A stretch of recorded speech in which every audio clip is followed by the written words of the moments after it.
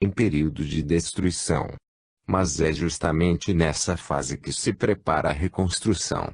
Destruição e reconstrução ao mesmo tempo, o que significa que os velhos conceitos materialistas são demolidos e novo edifício se vai erguendo sobre suas ruínas. Não mais serve hoje o riso escarninho, o ateísmo cínico de um Voltaire, a mesa de Frederico, o Grande, em Sanssouci. Hoje é mister sustentar-se uma crença férrea, tornada necessária pelos acontecimentos apocalípticos dos tempos, tornada obrigatória por sua demonstração racional, levada até a solução dos problemas últimos. Poderia parecer que, ao procurar introduzir seriamente o elemento moral na vida política, quiséramos acrescentar uma mentira inédita, de novo estilo, às antigas muito conhecidas. Não. É aqui introduzido o elemento moral de forma racional, positiva, logicamente demonstrada, não na forma de fé, mas de evidente realidade que corresponde a uma nova ordem de fenômenos objetivos, a que o mundo, em sua cegueira e posição evoluída, deu muito pouco valor até hoje. Queremos aqui introduzir o elemento moral na política, porque esta faz parte da vida, que se baseia também nas leis morais, que não se relacionam apenas com a fé e o ideal, mas fazem parte integrante das leis biológicas. Queremos fazer compreender que, diante de tais leis dominantes no campo ético, não se pode permanecer agnósticos, como não se pode fazê-lo diante das outras leis da vida. Queremos fazer compreender que as normas da retidão moral não são o derivado de uma opinião pessoal, de que se possa prescindir, mas são uma realidade objetiva que penetra o nosso contingente e pode ferir-nos, se não observarmos os seus princípios, com tremendas reações. Está hoje difundido o erro de crer que esses problemas podem agnosticamente ser postos de lado e resolvidos prescindindo deles, como se fossem apenas produtos humanos desta ou daquela religião ou escola. Temos que compreender, ao invés, que a humanidade está há milênios pagando com dores e sangue essa sua crassa ignorância de verdades elementares, e isto porque vai usando o mal, para seu dano, em vez de sua vantagem, as tremendas forças que hoje ameaçam triturá-la. Por causa desse repetir e acumular de erros, chegamos hoje a uma era apocalíptica, em que mais ameaçadora se torna a reação da lei, que se apressa para chegar a uma solução, mesmo se esta tenha que ser a catástrofe do mundo atual. No entanto, não é difícil introduzir o elemento moral, pertencente a uma ordem de ideias de um plano superior, em nosso mundo, situado ainda de preferência num plano animal. O novo elemento será introduzido com ponderação e medida, ou seja, na dose suportável pela realidade biológica atual, porque, em dose excessiva, poderia fazer-nos perder contato com ela, e transformar-se num impulso para uma utopia irrealizável. Se o puro ideal pode ser no alto uma esplêndida verdade, embaixo pode representar grave erro biológico. Temos que dar-nos conta, na ação, do plano em que trabalhamos, para não cometer, em relação a ele, erros que teríamos que pagar. No terreno prático, o sublime pode ser um erro, contra a qual a vida reage depois em nossa perda. Não é verdade que se possam inverter, em nome do ideal, as leis de cada plano de vida, e aí de quem, acreditando-se homem de grande fé, subverte a ordem com leviandade. Quando estamos imersos em certo tipo de princípios e forças, porque esse é nosso grau de evolução, é orgulho e loucura pretender evoluir fácil e rapidamente. A nossa fé tem que ser ponderada, consciente das forças da vida, das dificuldades apresentadas pela evolução. Deve evitar que se transforme em loucura que nos lance em cheio em aventuras perigosas, que vemos tantos inconscientes tentarem, às vezes, com resultados desastrosos. Nesses arrebatamento para o alto, temos primeiro de analisar que dose daquela revolução biológica, que para o homem atual é a verdadeira espiritualidade, podem suportar as nossas condições atuais, Temos de estudar antes qual é o grau de rarefação atmosférica que podem suportar nossos pulmões ainda não habituados, sem que fiquemos sufocados, sem respiração. Sem dúvida, uma grande fé e um desejo ardente são os impulsos mais adequados a arrancar-nos do baixo para lançar-nos para o alto. Mas os casos de seres que verdadeiramente os possuem, são raros, ao passo que as leis biológicas são férreas para todos. Agredi-las, contra elas empenhar a maior batalha biológica, que é a dos santos, pode desencadear contra nós tremendas reações, pelas quais poderemos ser esmagados, se tivermos sido incautos e se nos empenharmos com leviandade na luta sobreestimando nossas forças. Por isso faliram tão miseravelmente tantas tentativas de superação, iniciadas sem levar em conta tudo isso. Falamos de política como de um momento do fenômeno social, que é um momento do fenômeno biológico, que por sua vez é um momento do fenômeno cósmico. A política, portanto, é toda colocada logicamente num quadro de filosofia do universo. Vemos pois como no atual plano humano da vida, é verdadeiro príncipe de Maquiavel, e que dificuldade existe em introduzir nesse plano o elemento moral e espiritual. Na vida social, o cristianismo luta há 2 milênios neste sentido. Mas justamente, quem analisa racionalmente o fenômeno, dando-se conta de todas as dificuldades, é que está mais apto a orientá-lo no sentido positivo, com maior probabilidade de êxito. Em outros termos, queremos ver aqui, no atual grau de evolução humana, quanto possa a política conter de elemento moral e espiritual, sem cair na utopia. Só assim poderemos ficar no terreno prático, falando positivamente aos homens de ação, de coisas que eles julgam fora de seu âmbito, para demonstrar-lhes quanto, ao contrário, estas lhe dizem respeito e como é perigoso ignorá-las e pode custar caro descuidá-las. Só desse modo pode falar-se de forma positiva, no terreno político, de elementos morais e espirituais. Biologicamente, os governantes são os pastores de um rebanho que deles espera e exige guia e proteção. Despojados de todas as formas exteriores, as relações entre governantes e governados, e ao contrário, são muito simples. São estabelecidas pelas exigências da luta pela vida. Reduzida a política a esta mais simples expressão, os sistemas de escolha, seja mediante revolução ou eleição, e os sistemas de governo sejam totalitários ou representativos, embora diversos na forma se equivalem na substância. De qualquer modo, o condutor deve ter sempre as mesmas qualidades, isto é, a do mais hábil, do mais forte, do que melhor dê garantias de defesa, de prosperidade, de progresso. Isto é o que exigem os povos de seus governantes, ou seja, o cumprimento da função biológica de que se incumbem.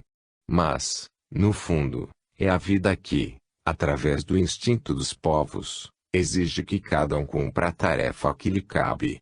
Hoje o mundo discute muitos métodos pelos quais se pode chegar ao poder, quer por eleição ou revolução, pela chamada escolha livre nas democracias, ou pela imposição e por eliminação dos rivais. Mas são apenas 2 métodos diversos, em substância fundamentados igualmente na força e na astúcia. No caso da democracia será a força do dinheiro, mais requintada que a força bruta, que elimina os pretendentes inimigos, e a astúcia será menos policial e feroz. De fato, porém, esses 2 métodos, embora diferentemente evoluídos, reduzem-se no fundo à mesma luta pela vida, ainda que se manifestem em 2 formas diversas. A luta é a condição primordial da evolução, que é uma longa escada que temos de subir com esforço nosso. Daí o contínuo esforço para emergir das condições inferiores da vida, vencendo a despeito do ambiente e a despeito de todos. Em nosso plano, significa essa luta o esmagamento de qualquer rival de nossa vida.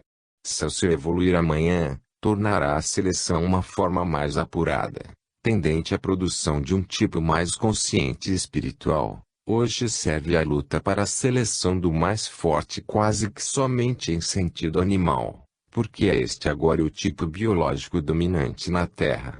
Em vista disso, a primeira coisa que os povos exigem de seus verdadeiros chefes é a força. Para realizar o grande esforço da evolução, o mundo procura sempre a força. Por isso, a mulher adora o homem, os pobres invejam os ricos, os inferiores na escala social obedecem a seus superiores. O chefe de um povo é, em última análise, o homem, pai de uma grande família. Mais que bondade e amor, qualidades femininas, pedem-se-lhe as qualidades viris do poder e da capacidade de domínio, únicos que o autorizam ao mando. A vida exige no chefe que guia, o tipo melhor da raça, mas melhor em relação e em proporção a ela. É assim que cada povo, segundo seu grau de evolução, precisa como chefe, de um tipo biológico evoluído em proporção a ele, portanto, nem muito evoluído, para que não seja desprezado por estar muito baixo, nem demais evoluído, que seja incompreendido porque é muito alto. Por isso se diz que os povos têm o governo que merecem. Mas pode dizer-se também que os chefes têm o povo que merecem. Entre governantes e povos, se deve haver certa distância evolutiva para estabelecer a superioridade do condutor, também deve haver certa afinidade que permita a comunicação, embora isso implique defeito, mas é necessário para estabelecer a sintonização. O chefe, como o homem, pai de sua grande família que é seu povo, como a locomotiva de um trem, abre o caminho para o frente, diante do comboio. É como o indivíduo escolhido, que guia as migrações das aves. Reis, imperadores, presidentes de república etc. Todos existiram e existem porque a vida precisa deles para cumprimento de uma função biológica necessária, a da guia. Ao chefe, todas as honras, a riqueza, a obediência. Mas a vida não dá coisa alguma para o nada, e o instinto dos povos o sabe. Essa homenagem não é gratuita para o chefe, mas apenas uma parte de um contrato bilateral, e por isso o povo exige do lado oposto capacidade, justiça, defesa. O povo obedece, paga as taxas, dá seus filhos para que a pátria os sacrifique em defesa própria, mas quer ser pago de tudo que dá para o bem de todos, com a ordem interna, defesa contra as minorias agressivas, com a garantia da propriedade da família, com sua liberdade nos limites do que é lícito, com a defesa contra os inimigos externos. A propaganda pode criar uma psicologia artificial a seu modo, mas apenas dentro desses limites.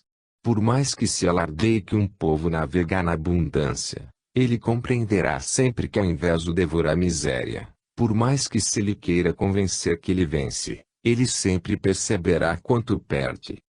Quando, por exemplo, saindo do simples e normal terreno administrativo ou político, um chefe entra num jogo maior, o da vida ou da morte da nação, empenhando-se numa guerra, o povo então desperta e apura o olhar. Os jornais quase sempre cheios de crônicas escandalosas ou criminais, de personalismos e soníferos, de interesses maus ou nulos, e que portanto talvez melhor seria nem lê-los, tornam-se nessa ocasião ardentes e vitais, porque é forte a entrada para o jogo da vida, e eles registram os grandes acontecimentos que constituem a história. Instintivamente desperta a mente dos povos, porque sentem que ocorre algo grave. Diante dos interesses da vida, as normais vicissitudes políticas e parlamentares têm valor de crônica e boato de aldeia. E é este ao contrário o momento em que o chefe é mais controlado pela opinião pública, exigindo dele que desempenhe sua função. O povo obedece e faz sacrifícios. O chefe continua a mandar e pedir. Se o chefe vence, com ele vence a nação, com ele triunfa e tripudia, aproveitando todos juntos dos despojos à custa do inimigo. E triunfam todos na vitória da vida. Se ao invés, o chefe perde, é a vida que nos instintos do povo, se sente derrotada. Ela então, através desse instinto, Revolta-se contra o chefe que teve a pretensão de saber desempenhar uma função e a não desempenhou. Não se brinca com a vida. Esta é sua linguagem concreta.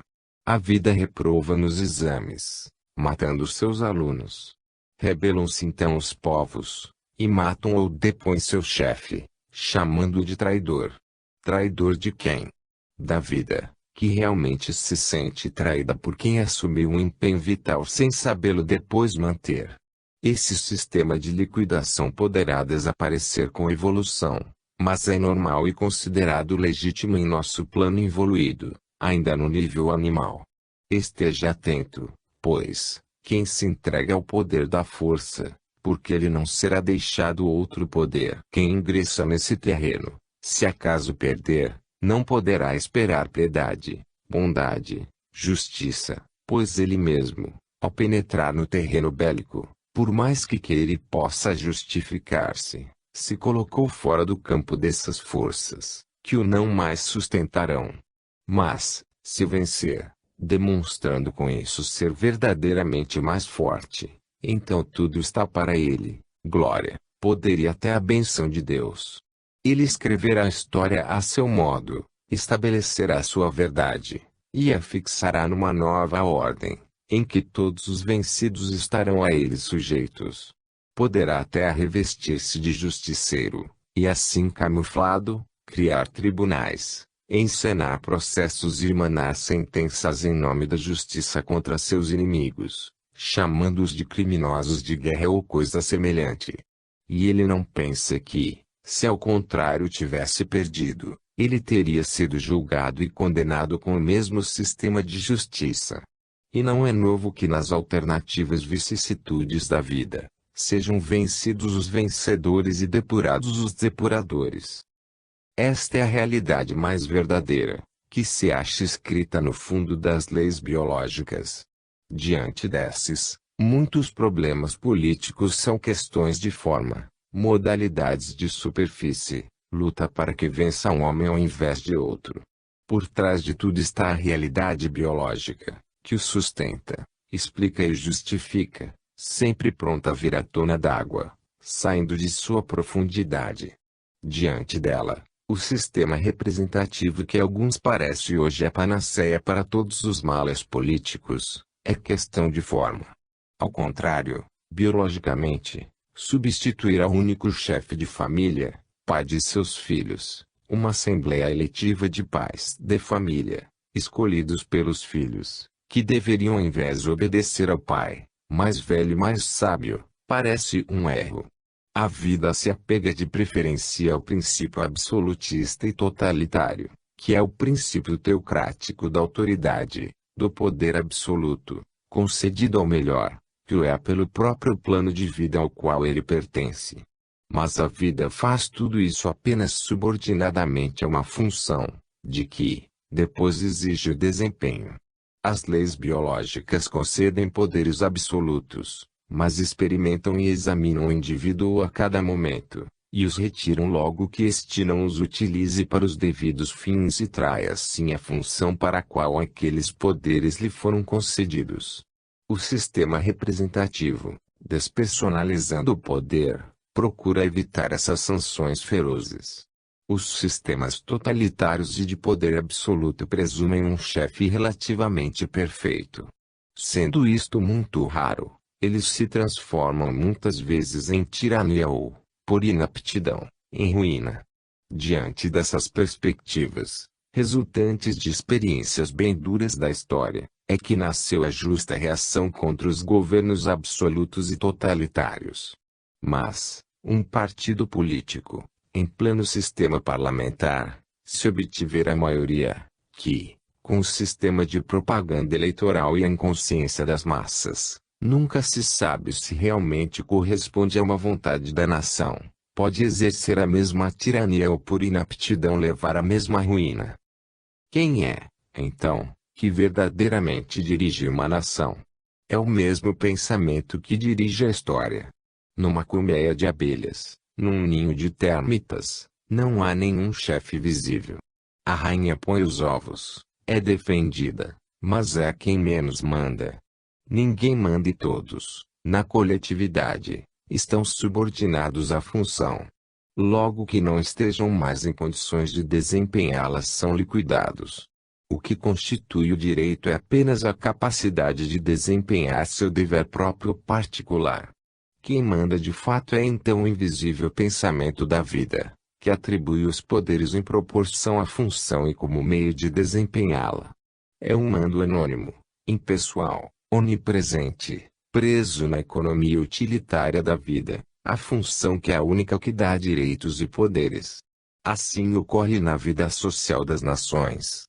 Aqui chefes e sistemas são relativos, mutáveis, fictícios.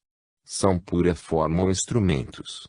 Se além deles quisermos achar a substância, isto é, quem é que verdadeiramente manda e dirige, temos que recorrer, como nas sociedades animais, ao pensamento e à vontade da vida, que manobra a todos partindo do íntimo deles, movendo-os sem que eles se deem conta.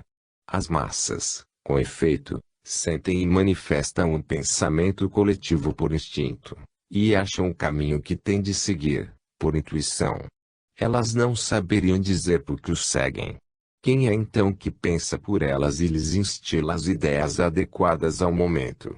É verdade que as multidões são instigadas e lançadas, mas só até certo ponto, porque, uma vez lançadas, em geral não obedecem mais, tanto que as revoluções costumam matar seus primeiros promotores. Quem poderia confiar na política, se não soubesse que atrás dela e por trás dos erros, das loucuras e dos delitos dos homens que a fazem, existe o juízo e a sabedoria de um pensamento superior? Está por acaso a política fora da vida e do cosmo? Isso se está no singular, portanto, como tem que ficar no singular, é dirigido pela imanência de Deus. Como pode a política escapar a esse poder e lei universal? De fato, acima de governantes e governados, há outro chefe supremo que, dirigindo toda a vida, os dirige também para os fins mais altos, além deles, que estão imersos na luta pelo triunfo pessoal, não podem ver. Então, em última análise, quem salva as nações, apesar de todos os erros e egoísmos humanos, é o próprio pensamento e vontade que dirige a história, e tudo utiliza como meio para que se cumpra a evolução.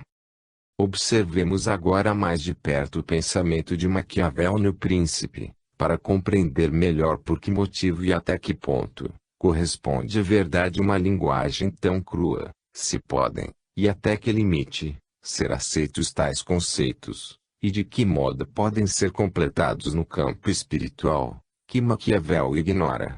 Procuremos traçar desse modo uma figura mais completa do príncipe, em lugar daquela, mutilada na parte superior espiritual, tão necessária à vida, no entanto, daquela que resulta da visão materialista desse escritor.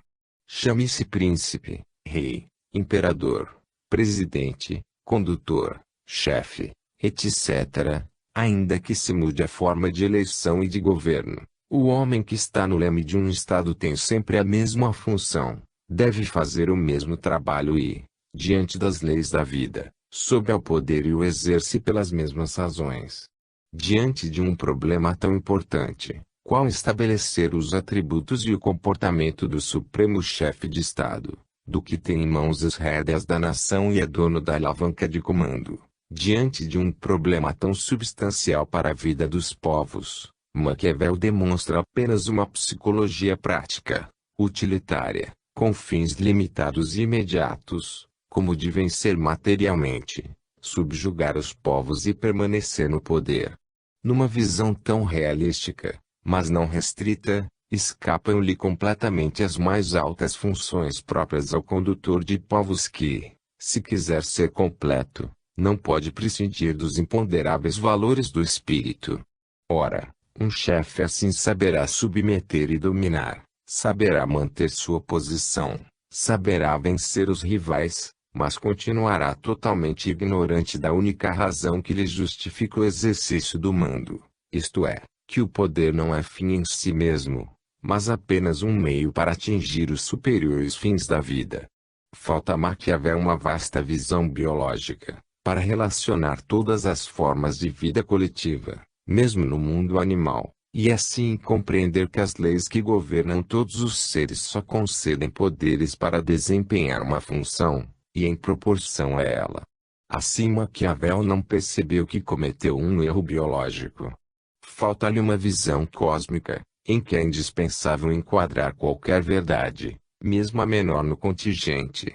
Seu realismo deixa-o fechado numa realidade pequena, de resultados imediatos. Sua análise, mesmo verdadeira, é tão exclusivamente presa apenas aos fatos concretos, de que não indaga as razões profundas, que dá a impressão da vista curta de um míope. Ele não olha o que está atrás desses fatos, e o motivo por que acontecem. É simplista, ingênuo, superficial. Assim, mostra-nos Maquiavel uma realidade verdadeira, mas triste e chã, fechada em si mesma, sem esperança de evolução. Corresponde essa visão ao conceito que também até hoje, na prática, se tem do poder, ou seja, uma exploração da posição de mando para exclusiva vantagem egoísta pessoal. Tudo isso, ainda que verdadeiramente objetivo, não só põe a nu toda a vergonhosa baixeza do homem em seu estado de involuído, como ainda demonstra a crassa ignorância das leis da vida, na louca presunção de querer impor-se a elas. De fato, que resultados obtiveram os numerosos sequazes de Maquiavel, senão a instabilidade de tudo e de todos, lutas e ruínas contínuas? Isso porque não compreenderam a lei, pela qual a vida tira o poder, quando esse não é usado para desempenho de uma função, porque não compreenderam que a exploração para fins egoísticos é um jogo de forças instáveis que se não sustentada, e por sua natureza tende a ruir. Assim, ainda que seja sua, uma corajosa declaração de verdade, Maquiavel sanciona, no fundo, e aprova um triste estado de fato, o que representa não só uma autorização imoral para insistir nele, desde que venha aceito e justificado como legítimo, mas representa, ao lado de um erro biológico, também uma instigação a cair e recair nele, para os incautos que nele acreditam. E essa aquiescência e reconhecimento, mais do que sua ignorância que nos repugna em Maquiavel, isto é, sua total ausência de revolta, que tem de ser feita em nome de um fim mais alto, para qual tende a vida. O que é horrível, em Maquiavel, não é a verdade que ele diz, mas o fato que ele aceita, ficando fechado dentro dela, convencido, sem sentir a necessidade de tentar qualquer caminho de saída. Assim, seu ceticismo congênito se reduz a uma asfixiante estreiteza de visão. O único terreno prático em que Maquiavel podia encontrar-se com os fatores espirituais era o cristianismo. Mas a religião foi por ele relegada fora de seu tema, excluída dos negócios de Estado. Em seu terreno, os valores espirituais tinham bem pouco peso, e dela ele só viu os homens que materialmente a representavam na terra, ligados por interesses numa coligação política. Além disso, ele era levado a exaltar, como Nietzsche, a força, a coragem e a vitória dos homens de ação, e não podia certamente compreender o que pode haver de verdadeiro nas virtudes da humildade e espiritualidade, tão mal representada em seu mundo. Maquiavel nunca suspeitou que além dessas formas, houvesse uma realidade positiva, tanto quanto a descrita por ele, e houvesse valores espirituais com um peso ainda maior que os que ele observou. Que houvesse outras leis e outros princípios, cuja ignorância e inobservância podia produzir desastres mesmo em seu mundo prático, que tem suas origens nessas leis e nesses princípios. Só podemos compreender Maquiavel vendo colocado no lado negativo, inferior, involuído do sistema. Mas já vimos nos volumes precedentes, que esta só é verdade nos planos inferiores e que, se subirmos, ela desaparece. Pois aí entramos nos planos mais altos, em que ficam cegos os pensadores desse tipo, e aparecem verdades superiores, que explicam e valorizam todas as coisas diversamente. No terreno de Maquiavel as virtudes morais têm valor negativo, isto é, não são conquista atingida por superação, mas renúncia e perda. É natural que as coisas, vistas de baixo, mostrem um aspecto oposto ao que se vê olhando-as do alto. Por isso, normalmente, a bondade evangélica é confundida com fraqueza e ingenuidade. Cada julgamento está feito em proporção com o modelo proposto. É assim que a concepção de Maquiavel pode parecer, a quem veja as coisas do alto, um emborcamento de valores e uma subversão de ideais, tanto quanto estes podem parecer loucas utopias se olhados de baixo. Assim, evitando ele todo o princípio superior, delineia-nos uma figura de príncipe bem proporcionada à sua função de domador, tal como o estado evoluído dos povos exige dele. Ao mesmo tempo Maquiavel compreendendo bem, em sua objetividade, que a união que estreita entre si governantes e governados, pelo fato de basear-se no interesse comum, se transforma em luta quando este fale que, portanto, um santo cheio de bondade, não pode governar a terra. Por isso, Maquiavel nem sequer conta com a bondade de sentimento do povo, e aconselha ao chefe basear-se mais no terror que possa inspirar, do que no amor. É mais seguro ser temido do que amado. O amor, diz ele, é um vínculo que é bem depressa quebrado, por utilidade própria, pelos homens que são malvados, mas o temor é mantido pelo medo do castigo, que jamais desaparece. Na mesma ordem de ideias, desenvolvidas por Nietzsche, moveu-se Hitler, seu discípulo, em seu livro Mein Kampf und Leben, onde diz: o terror não é vencido pelo espírito, mas por outro terror igual. Pois bem, hoje a completa derrota da Alemanha ensina a todos que creiam no terror, que este não basta para vencer. Mas haverá alguém que jamais tenha aprendido as lições da história. Falou-se tanto de imponderável, na última guerra, sem compreender que ele é tão ponderável que pode destruir as nações, quando estas violam os princípios da lei. Por esses princípios, logo que nasce um terror, surge, por equilíbrio, uma contra-terror, e ambos tendem a matar-se reciprocamente, para serem auto-eliminados. A lei penetra também no mundo político, e a lei consiste no seguinte: quem faz o mal, o faz a si mesmo, e quem faz o bem, o faz a si mesmo. A religião do ódio é um suicídio.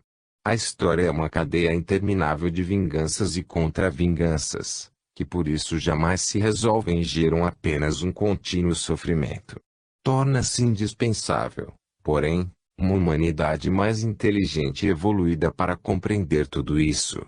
Pode haver, em sociedades mais civilizadas, outras relações, que não sejam as atuais de esmagamento mútuo, que predominam nos planos inferiores da vida. Nos planos mais elevados, entram em ação outras forças e outros elementos. Com a evolução as relações se tornam mais suaves, e se aperfeiçoam, a vida se apura e pode triunfar de outros modos. Só os primitivos acreditam que se pode vencer apenas com a ferocidade. Nos governos dos povos é hoje necessário um duplo trabalho: o teórico, que vê ao longe, que descobre e indica a meta, depois o prático, analítico, que realiza a ação. São necessárias duas vistas, uma para os horizontes longínquos, outra para o contingente próximo. A primeira revela os princípios universais, dando as grandes linhas de orientação. A segunda entra nos particulares, ocupando-se da atuação. A primeira é a bússola, a segunda é o leme. Esta deve conhecer a verdade de Maquiavel, que está na realidade da vida. A outra deve conhecer os conceitos base, que explicam tudo isso e da qual tudo deriva. Um é trabalho exterior de atuação, o outro um trabalho interior de compreensão. Para agir, é indispensável a mente que dirige e o braço que executa. É certo que na prática, o êxito de um homem político será tanto mais fácil e rápido, quanto mais se ocupar ele de resolver os problemas pequenos e tangíveis que as massas melhor compreendem. Essas, satisfeitas, aclamam-no então. É por esse êxito contingente que são atraídos os chefes de menor alcance visual, porque vão pelo visível imediato. Mas se esse triunfo pode nascer da satisfação dos desejos do povo, ignorar dos grandes fins da história, é ele de efeito transitório, proporcional ao valor do trabalho realizado. Mas há outro êxito, o de quem se dirige para as grandes metas longínquas da nação, mesmo se não puder satisfazer, de momento, as massas. Este outro êxito é bem mais duradouro e muito mais importante, porque, abarcando horizontes mais vastos e longínquos, e operando realizações maiores e mais profundas, é proporcional ao valor do trabalho executado. Mas o primeiro condutor será apreciado imediatamente, e o segundo muito ao fim da vida ou depois de morto, só quando essas coisas futuras tiveram podido realizar-se. O homem político equilibrado deverá procurar manter-se entre esses dois extremos, porque, se é um dever para ele, pensar no futuro da nação, é também uma necessidade permanecer no poder satisfazendo os cérebros medíocres da maioria, dos quais justamente depende o poder, com o sistema eletivo. O chefe deve ser um teórico e um prático ao mesmo tempo, ou pelo menos, se não tiverem-se essas duas qualidades opostas, deve cercar-se de conselheiros que, com seus cérebros, lhe forneçam os resultados. O teórico olha os resultados remotos, o prático observa os próximos. Só após muito tempo, é que muitos passos pequenos do segundo poderão cobrir um passo, muito maior, do primeiro, e coincidir com ele. Este trabalha para os vindouros, aquele para os presentes. As duas direções são complementares. O político necessita de uma bússola que oriente e o guie, não só nos casos particulares imediatos, como também nas grandes linhas, sem o que caminhará às cegas, sem metas, e jamais poderá empreender grandes coisas. O teórico, por sua vez, precisa de um executor prático, sem o que sua visão permaneceria sem atuação. O certo é que, quanto maior for o político e mais longo alcance tiver, menos será compreendido no momento. Quanto mais for pioneiro, tanto mais tarde será exaltado. Torna-se então heróica a sua vida, porque ele sacrifica-se a si mesmo e às suas satisfações e triunfos imediatos, e suas próprias defesas, pelo bem do futuro da nação. E se um povo sem compreensão lhe tirar o poder, é justo que venha a cair sob domínio de chefes de menor valor e que assim se retarde o seu progresso. Para Maquiavel, o exercício do poder parece confiado apenas a uma cadeia de traições. Mas chegará hoje o mundo a ser tão inteligente, e compreenda que isto é uma fábrica de malas para todos, com o qual se envenena o ar de todos.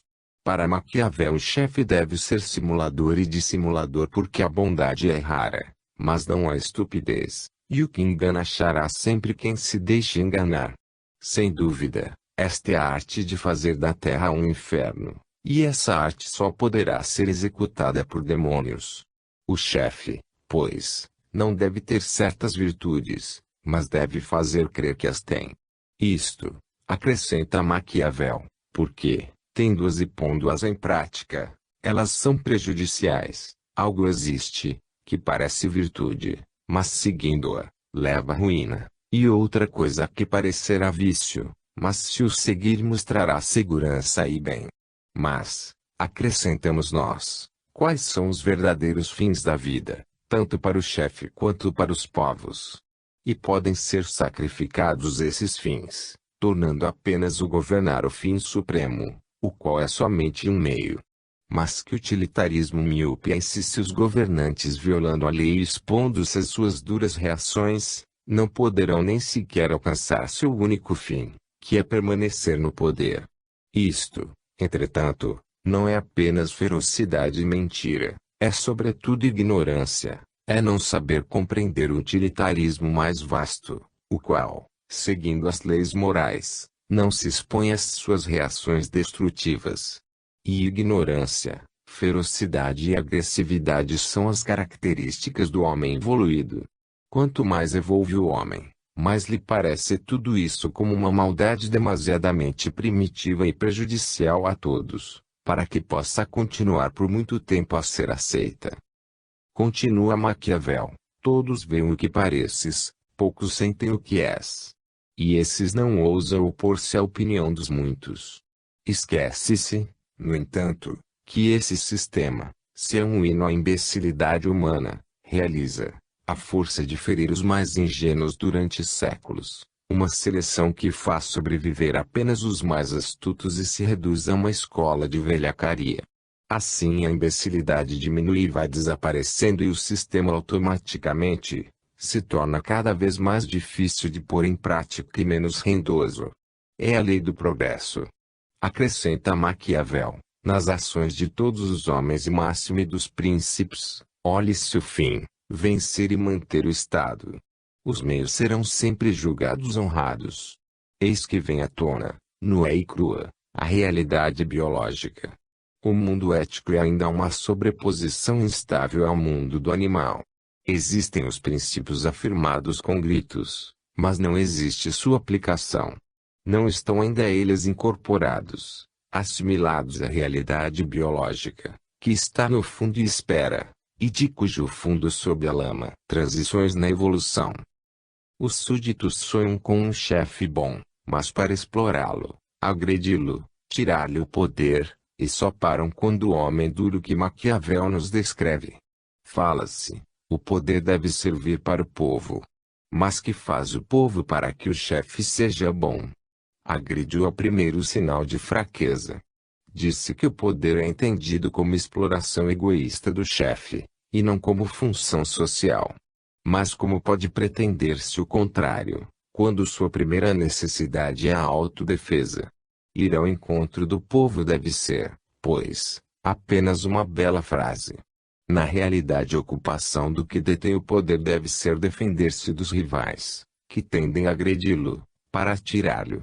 Mas o povo gosta do lindo sonho de crer que os governantes só têm uma coisa a fazer: protegê-lo, pois está no poder por graça de Deus.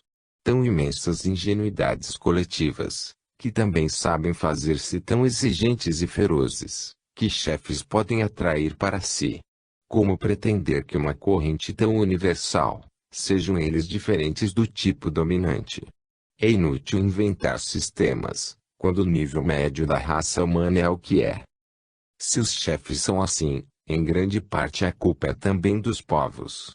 Em uns e outros, há uma corrente psicológica evoluída que arrasta a todos.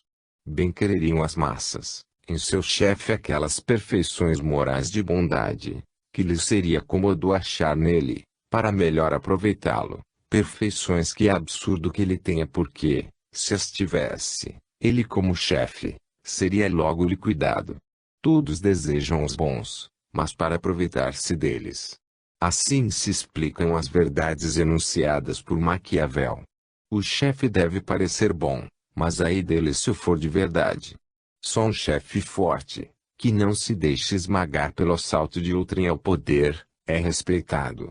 Dado o atual grau de evolução humana, é inútil apelar para a compreensão, bondade e inteligência, mas, como diz Maquiavel, só se pode contar com o temor. Neste mundo, só o mais forte é respeitável. E se o chefe deve ser assim feito, como pretender dele aquele comportamento ideal, que é a negação da realidade da vida, tal como ela é hoje no mundo humano? Deste modo, o homem chega ao poder emergindo das camadas sociais inferiores, com seu esforço e risco, contra todos. Com isto, quer ele satisfazer a seu instinto de subir, seu anseio de poder, de riqueza, de grandeza. Quando chega assim, vencendo após dura luta, como poderá transformar-se em outro homem e seguir outro sistema? Como poderá deixar de pensar, em primeiro lugar, em gozar o merecido prêmio de seus esforços e de sua habilidade? Mas, dado o que ele é, faz-se natural que utilize o poder antes de tudo em sua vantagem e satisfação, procure defender-se dos seus inimigos e submeter os seus semelhantes, porque são estas as necessidades que a vida impõe, e não há outro meio de reforçar aquilo que é pedestal do seu poder. Como pode a luta pela vida desaparecer logo no vértice da pirâmide social? E como, num mundo egoísta, poderia ser o poder algo diferente de uma afirmação do eu, que se impõe no ambiente social para dominar todos? Tudo isto é um derivado lógico da estrutura do sistema psicológico que dirige a humanidade. Sem dúvida, que deveria ser diferente, e caro se pagará ao ser assim. Mas enquanto o homem pensar desse modo, as coisas não poderão ser diferentes. E a psicologia da força não pode ter como resultado senão traição, ilusões e dor. A maioria dos homens tem um irrefreável instinto de domínio. O que vence sobre todos se torna chefe supremo. Os outros se coordenam hierarquicamente, segundo suas próprias forças. Forma-se assim uma classe dominante, que se organiza para sua defesa contra as classes que ficaram embaixo, e que não conseguiram subir e vencer na luta. Ocorre, então, no grupo dentro da classe dominante, uma repartição dos lucros da vitória. Quem está de fora, fica a olhar de estômago vazio. Quem pertence a planos biológicos mais evoluídos se surpreende de ver que, diante de um poder exercido como exploração e esmagamento e não como missão, não se rebelam os povos. Mas se é isto injustiça feroz nos planos superiores da vida, é coisa normal nos inferiores. Nestes, é justo que os povos escravos, que não têm força, não se rebelem contra os dominadores. As massas dominadas sabem que os fracos não têm direitos contra os mais fortes, e que por isso têm de calar. Sabem que não merecem a vitória, porque não conseguem impor com a sua própria prepotência, e que por isso têm de suportar. Sabem que, segundo a lei de seu plano, os fracos serão justamente esmagados até aprenderem a ser mais fortes. Com efeito, só agora, quando as massas, por sua organização, aprenderam a fazer-se valer, é que os dirigentes as tomam em consideração. Assim os deserdados sofrem, não porque aceitem, mas porque esperam uma ocasião para fazer pior, pois a lei dos vencedores e dos vencidos é a mesma, a do mais forte. O problema é um só para todos: vencer esmagando. Assim os vencidos ficam a olhar todas as velharias dos vencedores. Não sabem organizar-se, compreender melhor, para fazer melhor. São todos da mesma raça. Declaram com melancolia que é inútil mudar o chefe, porque os outros são piores. Quem quer que seja que suba ao poder, isto não mudaria a situação. Deploram-no, não porque pensem numa ordem superior, mas porque não podem fazer o mesmo. Deploram-no por inveja, convencidos de que é assim mesmo que se faz, e prontos a fazer o mesmo. Alimentam a esperança de poderem chegar também eles um dia a tomar parte no banquete, ou ao menos aproveitar as sobras.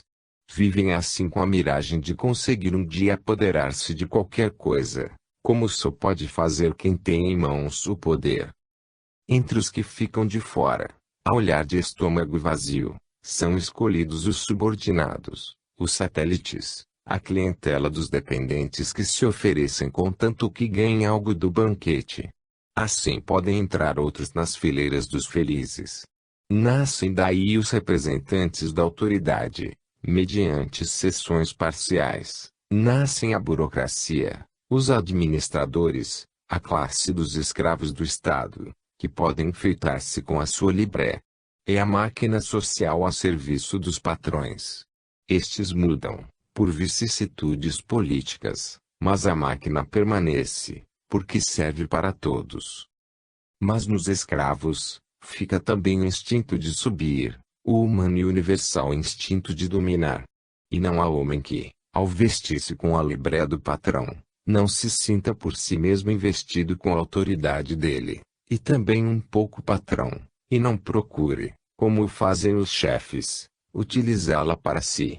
O homem é sempre o mesmo. Por isso, o funcionário acredita que ele mesmo é, um pouco, o Estado, como o sacerdote crê que é, um pouco, a igreja e, investindo-se da autoridade de Deus, de que ele se faz ministro, é levado a dogmatizar como tal, e isto tendo por base apenas suas ideias pessoais. Como ministro de Deus, ele se sente um pouco investido de sua onipotência e infalibilidade. Assim o médico é levado a substituir-se às forças curadoras da natureza, tentando monopolizar em suas mãos os poderes dela, como os ministros das religiões são levados a monopolizar Deus e utilizá-lo como poder próprio. Por isso, o médico é levado a senhorar-se do doente, na luta contra os micróbios, como o ministro de uma religião é levado a dominar as consciências, impondo-se aos mais fracos. Assim, o exército, consciente de sua força, pode tentar tomar conta do poder. A lei é sempre a mesma. Luta pelo domínio. Todos os grupos humanos, todas as formas de governo, em qualquer tempo, todas as classes sociais, todos os homens em qualquer nível, se assemelham. Não se pode culpar ninguém em particular.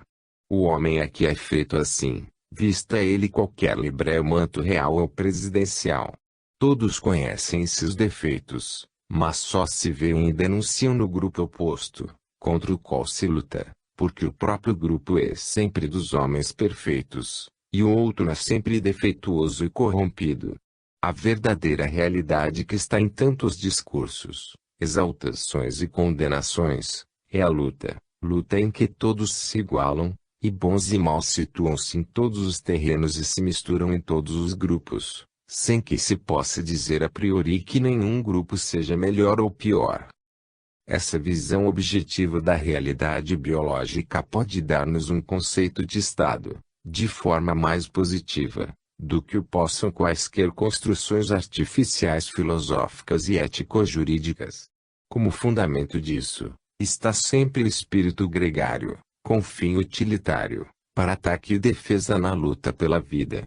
Estas são as bases biológicas e as verdadeiras origens do Estado. Se quisermos compreender os fenômenos sociais, temos sempre que referir-nos aos princípios fundamentais da vida. É assim que instintivamente se formam os grupos, e o que vence os demais forma a classe dominante que constitui o Estado, que então se organiza para sua defesa e sobretudo para resistir em sua posição. Em redor desse grupo dominante rodam como satélites as forças menores da nação, em posição mais ou menos privilegiada e com domínio correspondente a seu valor e poderio. Neste trabalho de distribuição, todos obedecem ao mesmo imperativo e necessidade imprescindível, que é viver, e necessidade também de descobrir e usar todos os meios, desde a força até a paciência, do domínio à adaptação na obediência para sobreviver. Ao vencedor a glória e a própria submissão, só porque ele representa a capacidade de guiar, que os subordinados aceitam apenas como vantagem própria e defesa. Como se vê, permanecemos em tudo isso no princípio do egoísmo, e o edifício todo é construído sobre um jogo de egoísmos. O homem de hoje é tal, que é inútil pretender que o Estado, ou qualquer agrupamento humano, possa ser algo diferente de uma organização de egoísmos, em bases estritamente utilitárias. Nesse nível evolutivo, o altruísmo é um absurdo biológico. Hoje só se pode começar dilatando lentamente esse egoísmo, fazendo com que a inteligência compreenda a utilidade egoística dessa dilatação. Só podemos realizar hoje o progresso, procurando aumentar essa organização, de modo a tornar partícipes de suas vantagens um número cada vez maior de cidadãos. Trata-se de conglutinar a maior parte possível do povo na classe dominante, e esta é, de fato, a conquista que as massas querem hoje impor aos dirigentes. Esta é a tendência do progresso, que faz pressão da parte de baixo, contra o grupo social vitorioso, que acima de tudo pensa em defender-se e estabilizar sua posição. Esta é a vontade da vida que quer evoluir, mas os governantes, em vista do estado de coisas, têm que pensar primeiro em sua defesa, mesmo porque, se eles valem, essa é a necessidade mais urgente, para que possam ficar no poder e desempenhar assim sua função de chefes. Ao povo agrada o belo sonho utilitário do ser servido gratuitamente pelos dirigentes. Mas, em sua ingenuidade, não sabe que a vida nada oferece de graça. Ignora que seu mundo é o da força e que o povo não será servido enquanto não tiver aprendido a ser uma força e representar um valor. Quem nada vale, nada obtém da vida. Os governantes levarão em conta o povo, quando este souber fazer-se valer pela inteligência, consciência de si mesmo e vontade, quando representar algo no destino coletivo, quando souber até ser temível e impor-se aos chefes, se necessário. Mas, nos férreos equilíbrios que balanceiam os valores da vida, que pode pretender hoje uma massa amorfa, instintiva, inconsciente, se não for guiada e explorada por quem é mais forte biologicamente, mais astuto, mais dinâmico? Que pode pretender um rebanho de ovelhas, se não a erva dos campos e ser tosquiado? E que sabe fazer esse rebanho, quando se revolta, se não passar das mãos de um patrão para as de outro? Como pode acreditar-se que o consigam aguentar-se as posições da vida, se, atrás delas, não existem valores reais? É inútil procurar responsáveis por tais estados de coisas e condená-los. A culpa não é de indivíduos, mas do grau de evolução dominante. É por isso um nível geral, uma corrente seguida por todos. Inútil condenar, porque todos sofrem mais ou menos as consequências de seu estado atual e assim por si mesmos se castigam. A tudo isso correspondem os resultados obtidos até hoje. O dano está em proporção com a ignorância da qual é consequência. Todos conhecem os belos resultados dessa psicologia dominante. Não parecem o resultado de um estado de barbárie, representando um destino de condenação? Por isso, é preciso dar razão a Maquiavel. Continuando por esse caminho, aonde iremos parar? Pois, se procuramos sair para salvar-nos, gritam que é utopia. Mas, se é verdade que apenas nela está a salvação, deverá a utopia amanhã, após duríssimas provas, mas necessárias para aprender, tornar-se realidade, se o mundo não quiser suicidar-se. Eis porque temos que crer na vida de uma nova civilização. Dir-se-á, mas o mundo foi sempre assim. Não. O progresso é um fato real. O homem pré-histórico, podemos bem imaginá-lo, foi na época modelo da raça humana. Se estabelecermos uma proporção, podemos imaginar o homem futuro. Então diremos, o homem pré-histórico está para o homem de hoje como o homem de hoje está para X. Será fácil, dada a relação, achar o valor da incógnita. Não é afirmação gratuita dizer que a forma da seleção animal terá que mudar no porvir. Sem dúvida, até hoje esteve no sentido de produzir o tipo mais prepotente, porque isto era indispensável para conquistar o domínio do planeta, mormente sobre as outras espécies.